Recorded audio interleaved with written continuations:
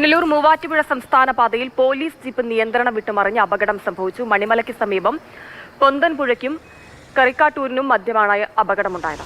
5 യാത്രക്കാർ വാഹനത്തിലുണ്ടായിരുന്നു. നിതിൻ തോമസ് വിവരങ്ങളുമായിട്ട്. നിതിൻ, എപ്പോഴായിരുന്നു അപകടം? പരിക്കുണ്ടോ കാര്യമായിട്ട് അവർക്ക്?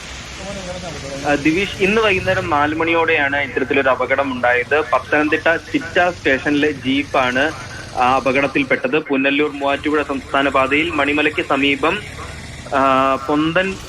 പൊന്തൻപുഴയ്ക്കും കറിക്കാട്ടൂരിനും മധ്യയാണ് പോലീസ് ജീപ്പ് നിയന്ത്രണം വിട്ടുമറിഞ്ഞത്. പ്രതിയുമായി പോയ പോലീസ് ജീപ്പാണ് മറിഞ്ഞത്.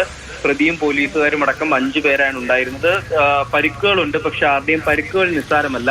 കനത്ത മഴയും മറ്റുമുണ്ടായിരുന്ന ഒരു കാലാവസ്ഥയാണ് ഉണ്ടായത്. അതുപോലെ തന്നെ നമുക്ക് ദൃശ്യങ്ങളിൽ ഒരു കാര്യം വ്യക്തമാവും. പുറകുവശത്തെ ടയറിന്റെ അവസ്ഥ കുറച്ച് മോശമാണ്. മൊത്തം തേഞ്ഞ ടയർ പോലെയാണ് നമുക്കത് മനസ്സിലാക്കാൻ സാധിക്കുന്നത്.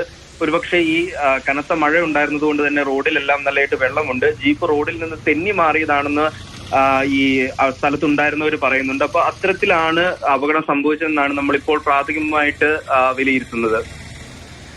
കോട്ടയത്താണ് അപകടമുണ്ടായത്. വാഹനം മറിഞ്ഞിരിക്കുന്നു. എന്തായാലും സാരമായ പരിക്കുകളൊന്നുമില്ല. 5 യാത്രക്കാർ ഉണ്ടായിരുന്നു. ജീപ്പാണ് നിയന്ത്രണം വിട്ട് മറിഞ്ഞത്. നമുക്കറിയാം, മഴക്കാലമാണ്. പലയിടങ്ങളിലും ഇത്തരം അപകടങ്ങൾ പതിവാണ്.